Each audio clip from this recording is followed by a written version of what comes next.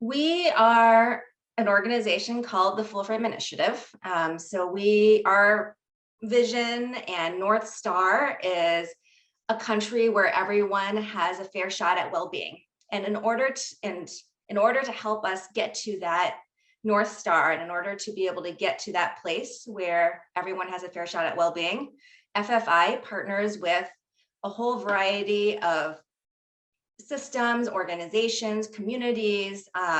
We're a social change organization, and we partner with these organizations and bring them together and connect them with each other so that we can really shift towards centering on well-being in the country. And we're trying to spark a broader movement to really focus on well-being and justice. A key piece of that is the mental models, is the shifting of mental models, the shifting of mindsets, the shifting of assumptions that we'll get into today.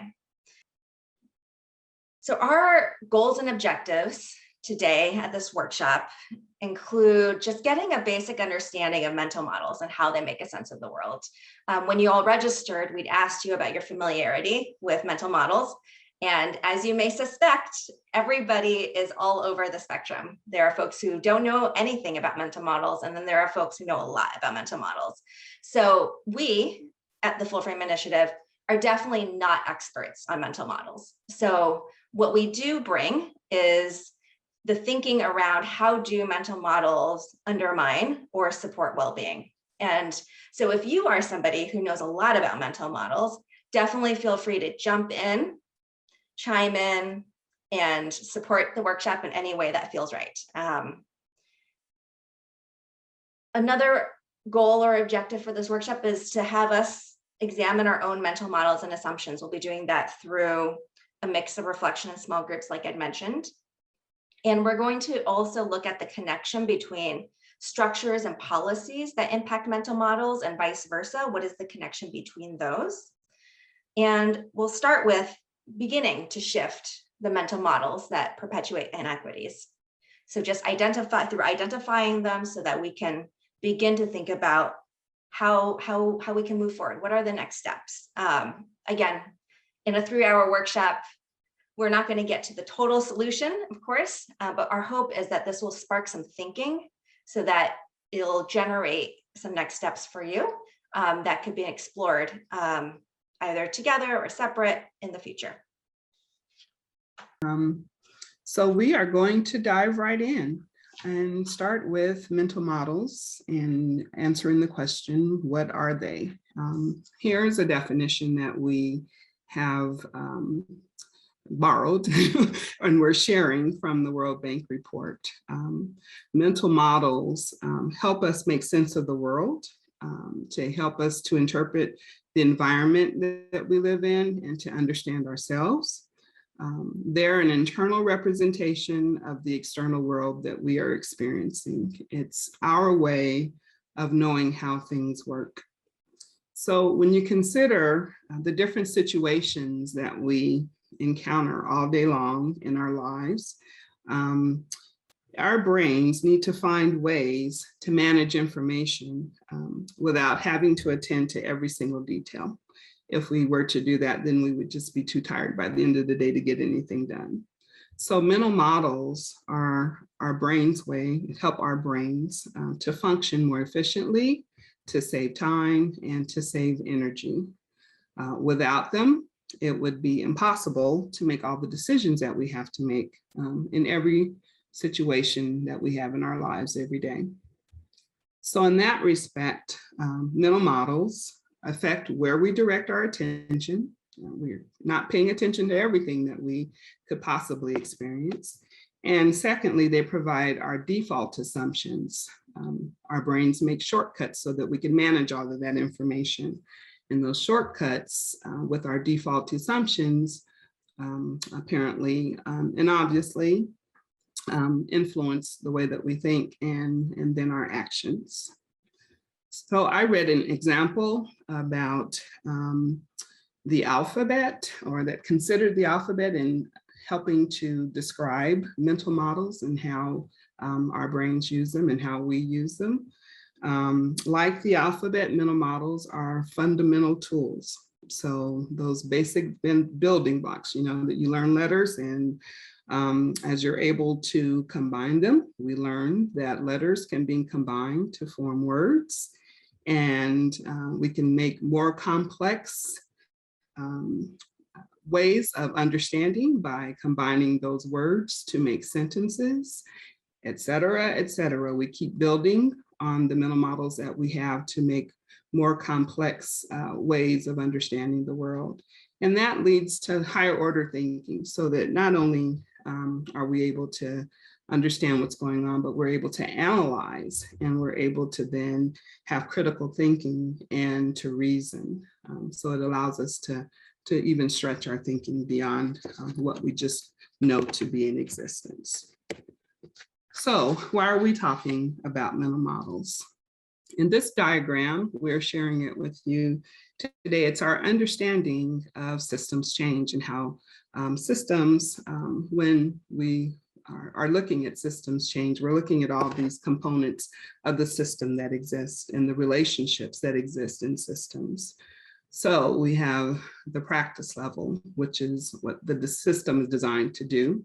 And the system is designed, what's its purpose for being. And the policy and structures are the rules that guide the operations, the structures that are in place that allow the practice to occur. And then we have culture, which is really the largest part of a system. And this is reflected in practice, it's reflected in the policies and the structures.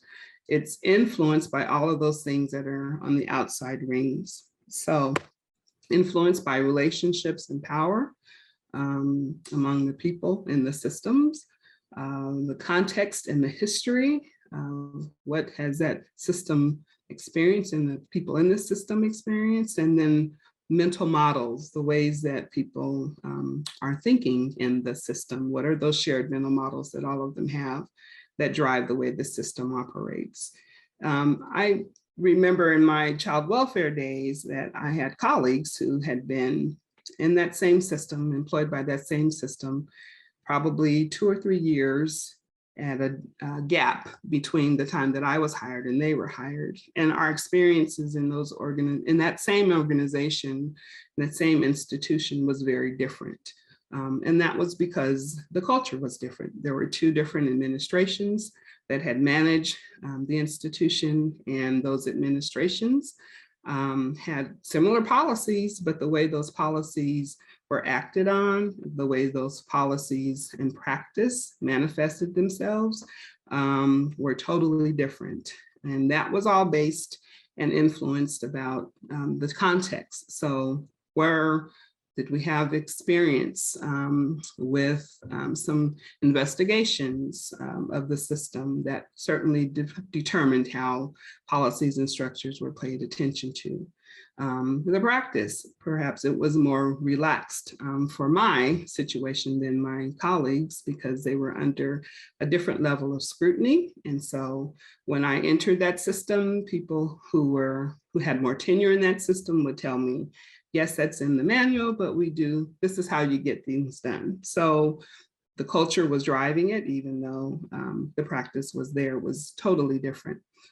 And so mental models had a big impact on that. How was the system perceiving the people that it interfaced with? How was the thinking in the system about each other, the staff, and our community, and the folks that we were serving at that time? So when we talk about understanding mental models, it's important to understand them so that we can have culture shift. It's key to culture shift. And if we're going to have policy and structures that change and practice that changes and sticks, then the culture also needs to change, because they drive all of those things. And so that's why we are talking about mental models today. We know that they influence very heavily the way that thinking happens in our systems. And then that influences the way that the behavior and actions take place in systems. And so in order to have a country in which everyone has a fair shot at well-being and looking at our systems, we need new mental models. And that's our reason for having this conversation with you all today. So Next, we're going to watch a video that we think provides a great explanation about mental models and how they are formed.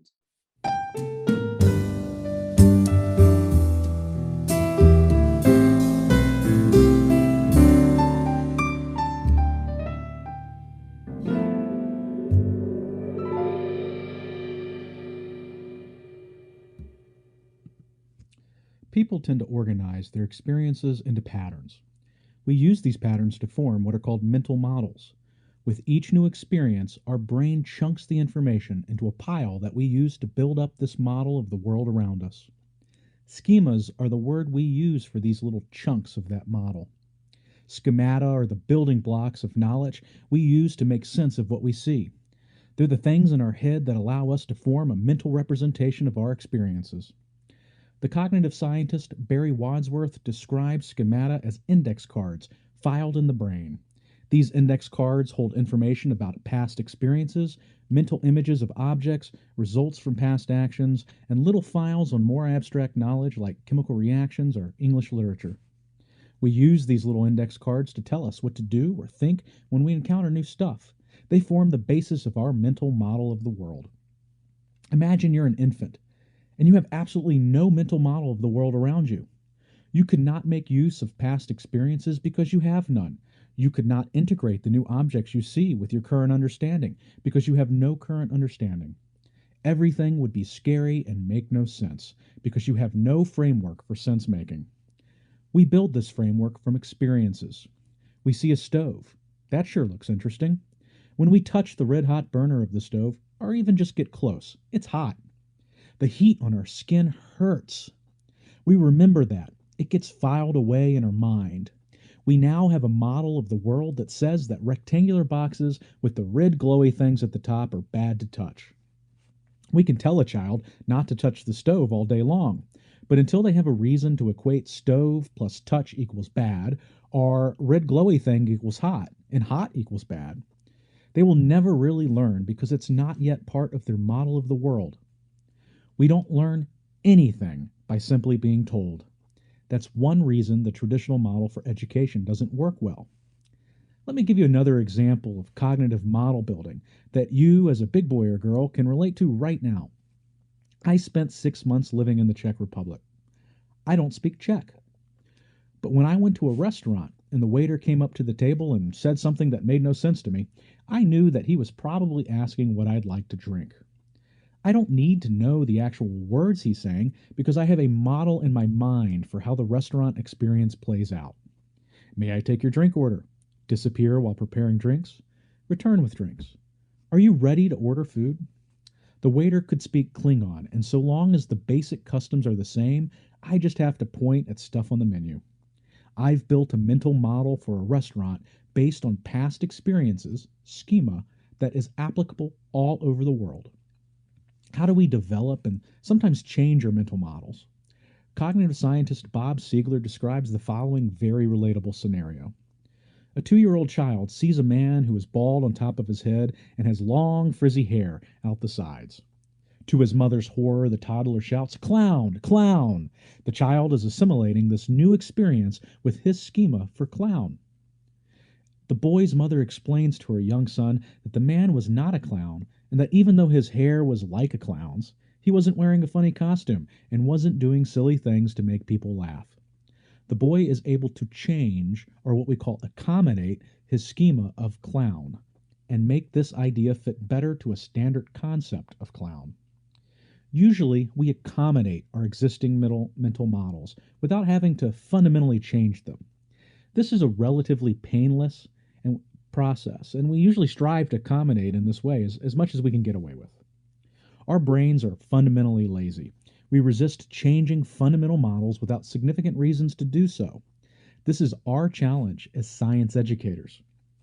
As an example, I guarantee that at some point in your life, you were taught correctly that we have seasons on Earth and why. However, when researchers asked Harvard University graduates, smarty pants, about the causes of the seasons, they got it wrong 90% of the time. We have a pretty simple mental model for hot stuff, built beginning as a tiny child. As you get closer to big balls of fire, you feel more heat. Remember that rectangular box with the red glowy things? As an adult, you remember that little picture of the Earth's elliptical orbit where the Earth is closer to the sun during certain parts of the year. Naturally, you assume the hot summer comes when the Earth is closer to the big ball of fire we call the sun. It fits our mental model of hot stuff. Since we have no real reason to need a good mental model for the seasons, we just keep right on thinking this is the why they exist. But summer doesn't result from being closer to the sun. In fact, it's the Earth. When the Earth is closest to the sun, it's actually winter in Nebraska. The seasons are the result of the Earth's tilt. But that doesn't really make a lot of sense without some serious mental effort. Your mental model is easier. So during that class where you were taught about the tilt of the Earth, you just accepted what the teacher had to say to get a good grade, but you didn't actually believe it. To believe it, you would have had to keep those gears turning until that whole tilt thing made sense. And it's kind of complicated and not really relevant to you anyway. However, one day during the summer in Nebraska, you pack your t-shirts for your trip to Buenos Aires, Argentina. You're a little shocked when you arrive and learn that it's winter. All of the sudden, you're in a state of disequilibrium. You have new information that is in direct conflict with your mental model for the seasons. The mind falls back on these mental models that are often left hidden. This can result in students having very different reasons for giving the exact same answers. Maybe they know something, but do they understand it? Do they have a good, accurate mental model? If we formulate our questions too narrowly, we will misinterpret the formative feedback we are getting from students and fail to see their thinking. It's important to find out what mental models your students are using. That is the starting point for helping them build more sophisticated and scientific models in their minds about the world around them. To learn more about how we form patterns in our minds, read my book, Teaching Science Thinking. The book contains specific thinking tasks that you can use in your classroom to break down and reconstruct mental models of your students. A link is provided in the description. Thank you. Again, we know that you're not students, but we thought that was just an excellent way of and description of how how mental models are formed, and the whole idea of schemata and how we're able to combine them to build how we make sense of the world is really, I think, critical in the way that the video describes the way that process happens was really, I think, a good basic way that I was able to understand mental models and how they were formed without too scientific of a background that I would need to understand that. Some of the points that I thought were really raised in the video that were really pertinent were that we don't learn anything by simply being told. And I'm not sure about you all, but certainly in my past, that's what folks expected me to understand things just because they told me. And certainly that doesn't happen that way. And it was good to have some way of understanding why that just didn't stick. Why doesn't it stick when you just tell someone? What kinds of experiences do we need to make sure that people have so that they can understand and experience it in different ways rather than just hearing something? So how do our brains access these mental models? There are two pieces of how our brains do thinking. One is the automatic thinking.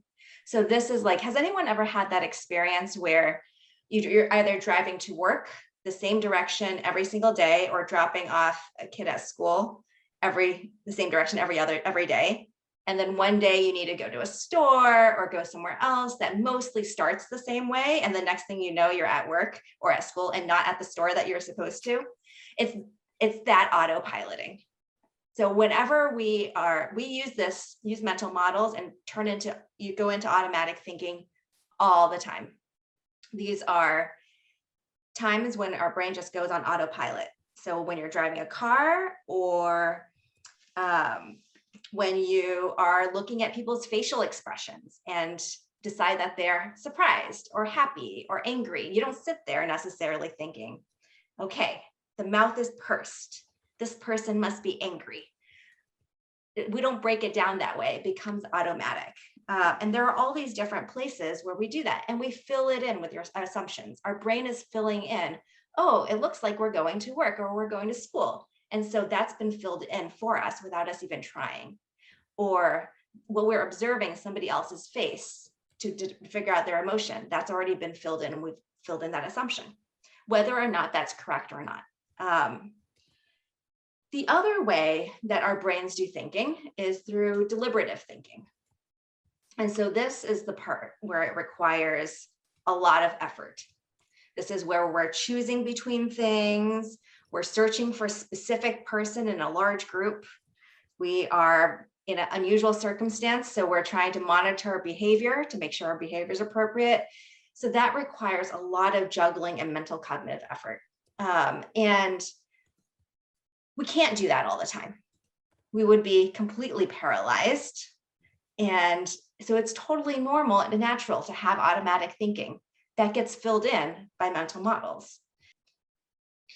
So we're using a little bit interchangeably here, mental models, mindsets, assumptions, various terms, which come from lots of different fields and have slight differences to them. I think for the purposes of this 3-hour workshop, we're going to be using them a little bit interchangeably, just not getting into the nuances of them all.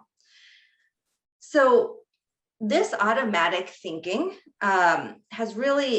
is what gets built in, and some of what's being brought up in the chat around the ways that our brains are balancing social change, the ways that our brains are acting aligned or misaligned with our values. That all that automatic thinking gets built into structures and policies and practices and processes that can undermine well-being. Even if we completely disagree, just the way in which our brains have been trained through patterns, through what we've seen in our experiences, we might still be behaving in a particular kind of way. And so FFI has spent some time thinking and trying to identify what are the assumptions that are really built into our structures and systems, and how can those assumptions be shifted towards well-being. Let's face it, our brains are lazy. There's just too much going on around us to process everything as if it's brand new. Assumptions are shortcuts that help us make sense of the world. Whether you're 8 or 80, we all make assumptions all the time. They are a part of survival. Assumptions matter. But the tricky part is they come together to create mental models or narratives that explain things. The problem is, just because it's an assumption or a mental model doesn't mean it's right. A common mental model in our country is that people living in poverty don't know how and can't be trusted to manage money. With every experience and encounter, we look for signs that affirm that assumption. But assumptions don't just affect individuals. People built systems and designed them to fit their understanding of the world around them.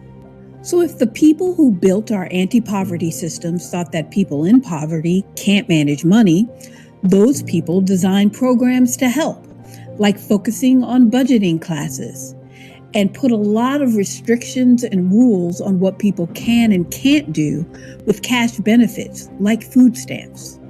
Assumptions are baked into how our systems function. A couple of examples of these larger societal assumptions are: people coping with significant challenges are different, even deviant.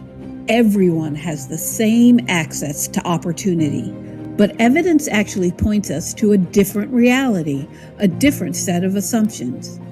We're more alike than we're different. Our circumstances are varied and not accidental. There are structural forces that block or undermine progress for some people more than others. So why isn't it easy to operate under this set of assumptions? It's not about being a good or bad person. Even when we individually think and try to work in a different way, everything around us is pushing us back to normal, even if normal is wrong. So what can you do? Learn more and tell others. Check your assumptions. Be aware that a lot of the assumptions we've all been handed, particularly about race and gender and poverty, are just plain wrong. When your brain says different outcomes are because of race or gender or other identity factors, push yourself to see that different outcomes are because of racism, sexism, and other isms all around us. Push yourself, then push others. All of us are the solution. Together, we can be a country where everyone has a fair shot at well-being. Just because we have mental models, it doesn't always mean that they work well and that they work well for us or for others. And so that's where we're kind of moving into that space now. We've been talking about well-being, and some of you in this gathering know what that means as FFI describes it, and others don't. And so we're going to share with you just our definition of well-being.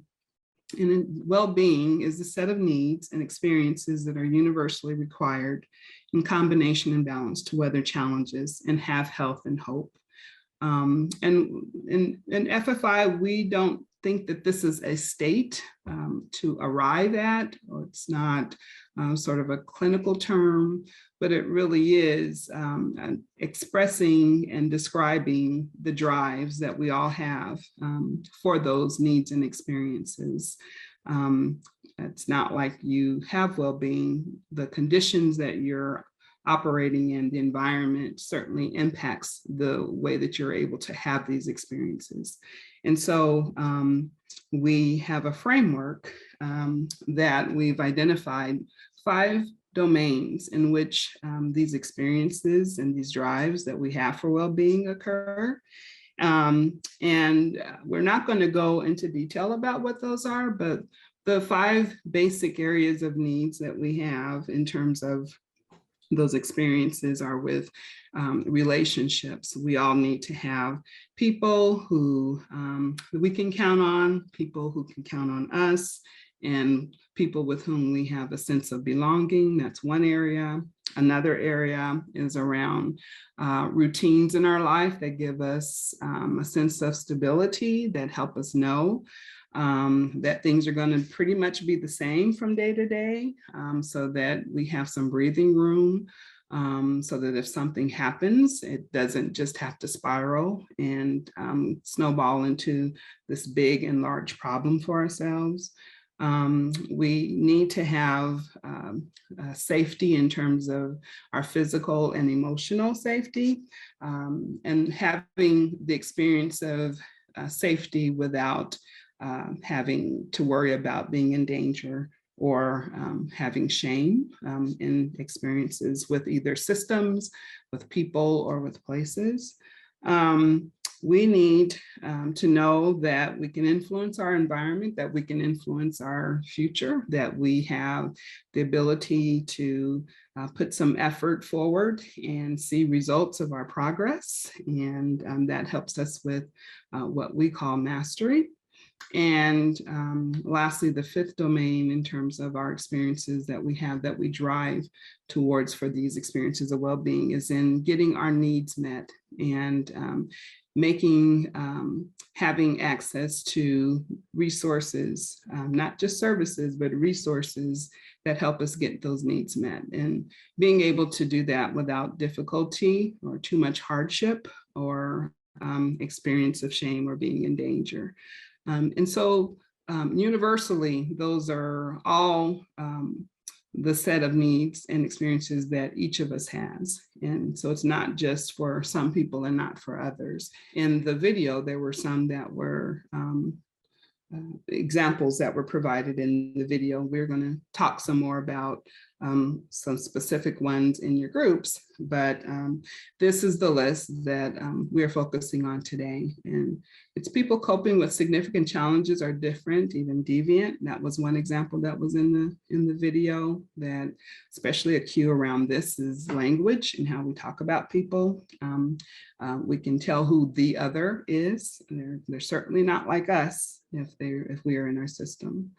Everyone has access to opportunity is another assumption and a mental model that people operate from, or that our systems really operate from. So that if you're not successful, then you're obviously not working hard enough, and we need to have some things in place so that we can get you to work just a little bit harder, because then you can achieve. The assumption is also that change is additive, meaning that we're not just looking at ways to work with what you bring to the table, but we need to add something that will help you improve. So it's always a new program, a new intervention that will be the answer. Sustaining change is about willpower. So this is just, when you are working with someone and they're able to get to their counseling appointments for that first 30 days, and then they stop coming. And so then we say, well, I guess they just weren't ready. Or sometimes if it's a parent in a child welfare system, maybe they just aren't really that concerned about getting their child back. So those are some of the assumptions and the comments that are made.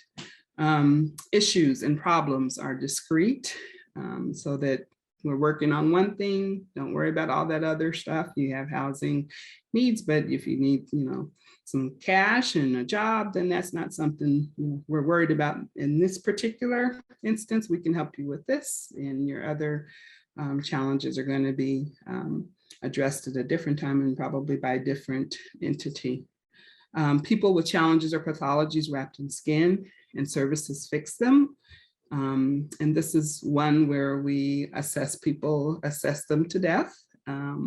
And even sometimes before we have conversations with them, we can give them tests to respond to questions, and then we outline what needs to happen for them before we even have a hello or a conversation with them to see what it is they think is something that they would like to have help with, if anything. And then lastly, that change happens at the level of the individual. So it's very easy in this respect to look at individuals and blame individuals rather than looking at what's going on in our system that might have an individual in a certain circumstance. So if you are low income and you may be working 2 jobs, but you still may need some SNAP benefits. And so then you might be invited to participate in a financial literacy course, so that you can learn how to budget and manage your money, rather than looking at the system and maybe the things that are in place are not adequate to allow for you to have a livable wage and take care of yourself. So these are some of the assumptions, again, that block access to well-being, those experiences that we all have. So now we're going to talk about making shifts. We mentioned earlier that understanding and paying attention to well-being can help shift mental models. And that's what, in our world, in the work that we do, we believe can help shift systems and the thinking, the assumptions that are there, so that we have transformation in our systems. So if we understand the universal drives for well-being that all of us have, then our default assumptions can then shift, and our systems can transform to those that we see that are listed on the right side, which we are now going to talk about. And those assumptions that are more well-being centered assume that we're more alike than we're different, that our circumstances are varied, and there are structural forces that block or undermine progress for some people more than others. So when we recognize this, we are paying attention to, is there something in our process? Is there something about our policy or our rules that burden one group more than another? And we try to check ourselves on those sorts of things when we're operating from these assumptions. The change brings gains and losses. I think Lotus mentioned that a little bit earlier, but it's the idea that, sometimes we move forward and then you still, if I'm getting new housing in another city, that means that I'm losing my relationships, my familiarity with my neighborhood and the things that are there. It certainly might be a gain for me, but it involves losses as well. That life is messy, Situations are just not neat and fall into boxes as sometimes our systems want them to. And where's the gray area that allows for things to be messy and okay to be messy and figured out. There's always something that's working. So you can think of someone, if they can't think of what's working in their life, the fact that they are right there talking to you is evidence that something's working. You can really focus in on how did you actually get here? How have you managed to get to this particular moment if people can't even think of other ways in the moment as to what's working for them. But we tend to, in systems, really be able to identify what's not working very quickly. That's where we go, and we're really pretty good at that. And then lastly, that individual change is tied to family change, which is tied to community and social change. Again, I think Lotus also talked about this earlier in terms of individuals. Once change happens in that life, that can affect the family, which can then affect the community and ultimately society in the way that we have change.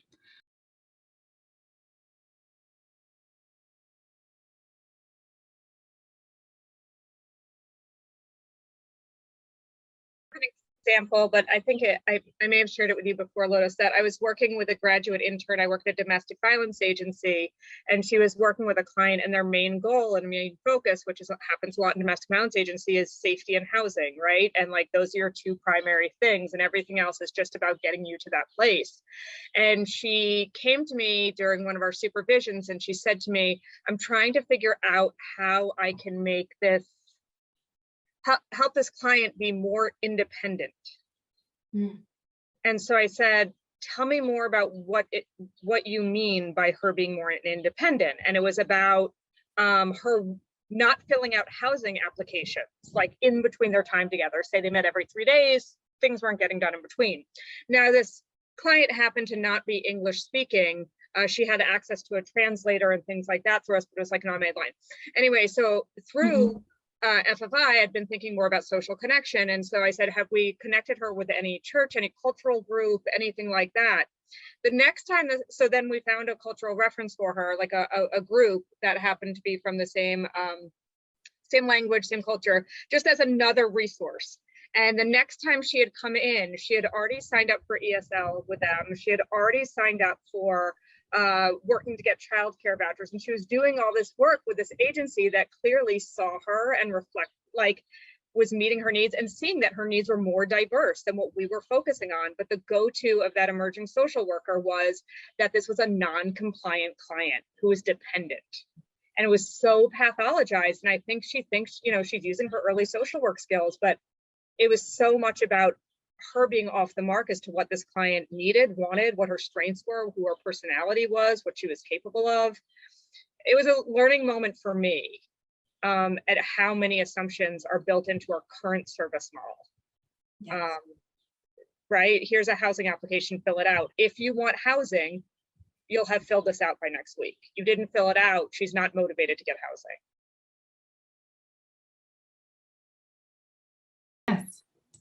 Yes.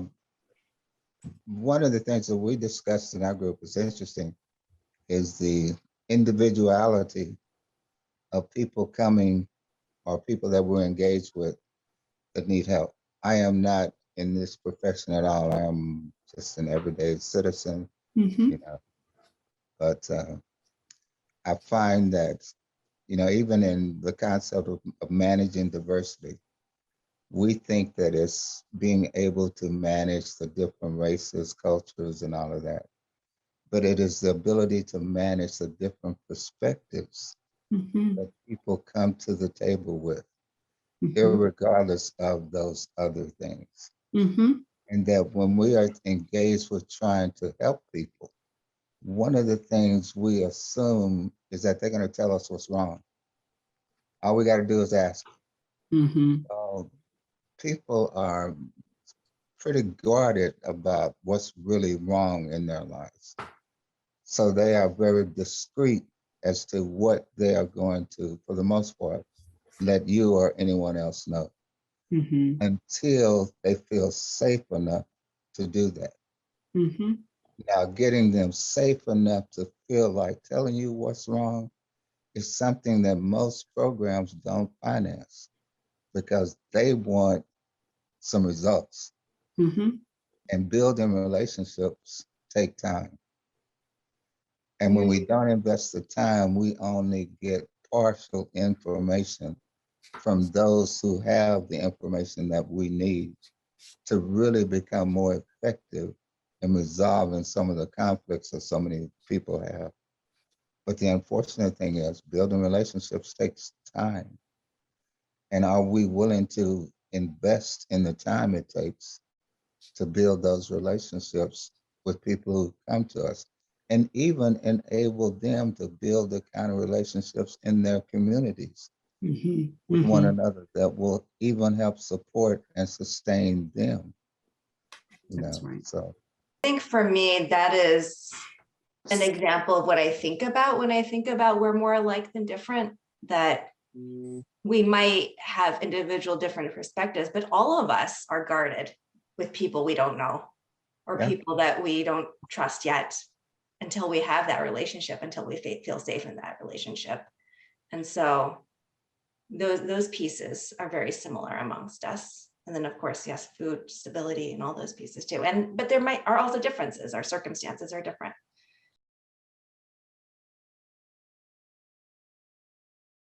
Well, I think these are great points, and it just made me think of somebody that I just met online who I've been looking for somebody to speak at a virtual training piece that we're trying to set up. And I came across somebody's name and got in touch with her.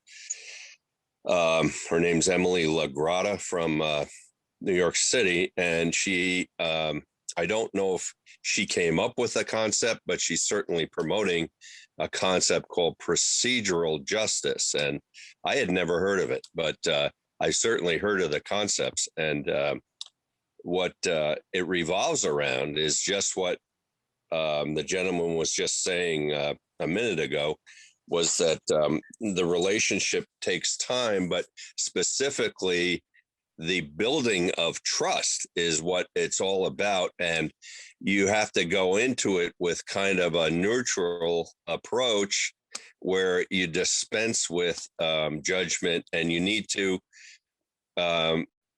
ensure that people understand that who you're dealing with right at the outset, and let them know that you're open to hearing where they're coming from. But you have to be patient, and it takes a while for that trust to be established. And it was a great learning for me, because I had been in my job at probation and parole for so many years, and I used to like to think that I got down to a pretty good relationship with people in pretty short order, but I think I was overly confident about that, because one guy in particular, not to go on too long here, but to make a long story short, he was suffering from terrible PTSD. He had seen somebody murdered right in front of him, and that was his reason for leaving Georgia and moving to Vermont. And here I was working with him for a year and a half.